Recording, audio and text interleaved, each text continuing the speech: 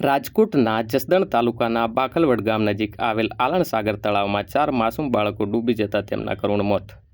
મૃતક બાળકો જસદણના વિંછડિયા રોડ વિસ્તારમાં રહેતા ગરીબ પરિવારના હોવાનું જાણવા મળ્યું છે. પ્રાથમિક માહિતી અનુસાર બાળકો તળાવ પાસે રમવા ગયા હતા ત્યારે આ દુર્ઘટના બની હોવાની શક્યતા છે.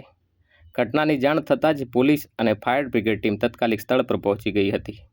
સ્થાનિક તરવૈયાઓ અને ફાયર ટીમના સહયોગી 4 બાળકોના મૃતદેહોને બહાર કાઢવામાં આવ્યા હતા.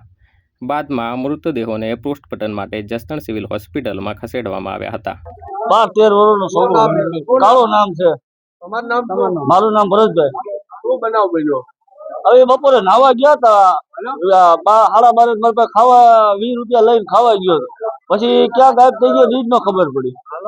તમને કઈ રીતના જાણ થઈ? પછી આ મોડી ખબર પડી. હામદભાઈ આવ્યા ત્યારે મને કે 4 છે નહીં, ત્યારે ખબર પડી. ના, એવું કઈ વસ્તુ નથી, એવું કોઈ વ્યસન નથી, કોઈ વસ્તુ નથી. ભણતા હતા કે નહીં? ભણતો તો છોકરો, એ 5મું ભણતો હતો. 5મું ભણતો. બીજા છોકરાઓ? મારા 2 તો ઈ 2 નોકરી કરે છે, 2 બીજા નોકરી કરે છે. હવે કાંઈ ખબર નહીં. હા, એ છે તો ખરા જ ને. એમાં ઈ 4 ભેગા જ ગયા છે. છોકરાનું નામ શું છે? કાળો. આખું નામ બોલો તો. કાળો ભરત રાઠોડ. ભાઈ, શું બનાવ બન્યો છે? છોકરા નાવા ગયા હતા, 3 વાગ્યા નથી આવ્યા. કેટલા છોકરા? 4.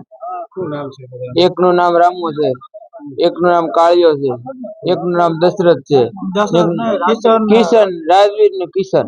શું તમને કઈ રીતના ખ્યાલ આવ્યો? એ અહીં 3 વાગ્યાના ગોતતા હતા. હમણાં અહીં સાયકલ ને કપડા ને બધું જડ્યું.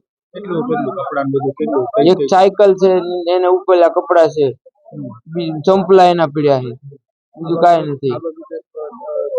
જાણ કરી છે? ના, અમે આવીને અહીં જોયું બધું, એટલે આ બધું ભેગું કર્યું. અમે આ રીતનું થઈ ગયું.